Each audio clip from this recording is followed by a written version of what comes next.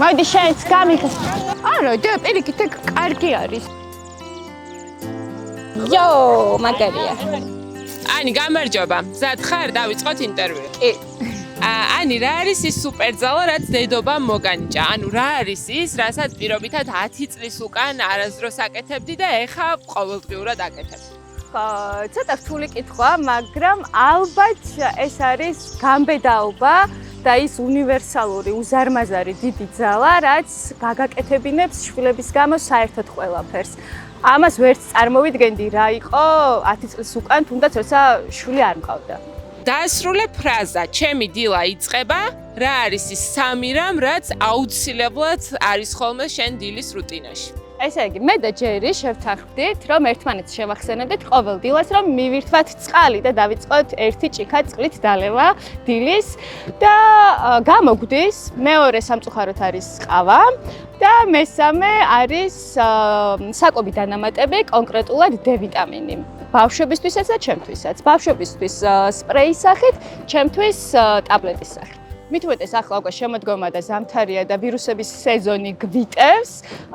ჩვენი ორგანიზმი აუცილებლად უნდა მოვამზადოთ იმისთვის, რომ შევხვდეთ ამ ვირუსების სეზონსძლიერად, განსაკუთრებით ბავშვებისთვის, ზოგადად მათი იმუნიტეტისთვის არის პირველი რამ D ვიტამინი. მოდი გაკოცოდი. არის სამი. Ani, როგორ ირჩევს სანდო და ხარისხიან D ვიტამინს? როცა საქმე ეხება ბავშვებს, რა თქმა უნდა, პირველ რიგში მნიშვნელობას ვანიჭებთ ხარისხს. ამ შემთხვევაში უმნიშვნელოვანესი არ იყოს ხარისხიანი D ვიტამინი, მე კი ვირჩევ ვიტაფეროლს და თუ რატომ, ამასაც გეტყვით თუ გინდათ.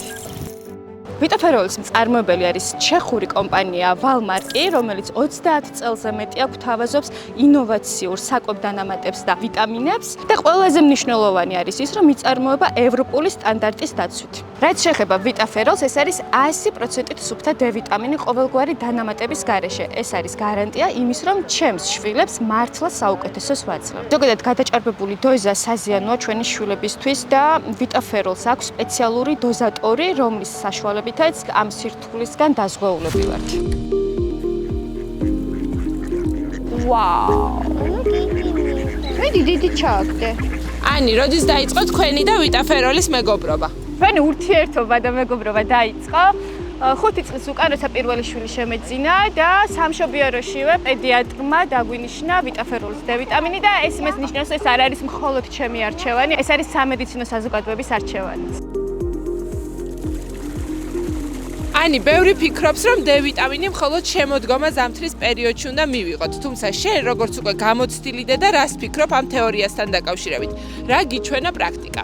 იცი რა არის შემოდგომა ზამთარში, რა თქმა უნდა მივიღოთ, იმიტომ რომ ვირუსების სეზონია და D ვიტამინის მიღება ერთგვარი ფარი არის, თუმცა არ უნდა შევწყვიტოთ მისი მიღება გაზაფხულზე ან ზაფხულზე, ყველა სეზონზე უნდა მივიღოთ, იმიტომ რომ არ არის აუცილებელი გავხდეთ ცუდად, გავხდეთ გავცივდეთ და მერე მივიღოთ. არა, პრევენცია უნდა მოვახდინოთ, ასე რომ უწყვეტად უნდა მივიღოთ, რომ ორგანიზმი იყოს ჯანსაღად და იმუნიტეტი ამაღლებული. ინტერვიუს დასასრულს მიმართე ჩვენს მაყურებელს, რა არის უმნიშვნელოვანესი გზავნილი, რაც შენს გულწრფელ ემოციებს და დაყრდნობით შეგიძლია გაგვიზიარო? ჩემი გზავნილი ძალიან მარტივია, ნუ დაელოდებით ავადობას და დაიწყეთ პრევენცია ახლავე. ჯანმრთელობაზე ზრუნვა არის მუდმივი პროცესი და სიმშვიდის გარანტს მიხდის პირადად მე ვიტაფეროლს D ვიტამინი.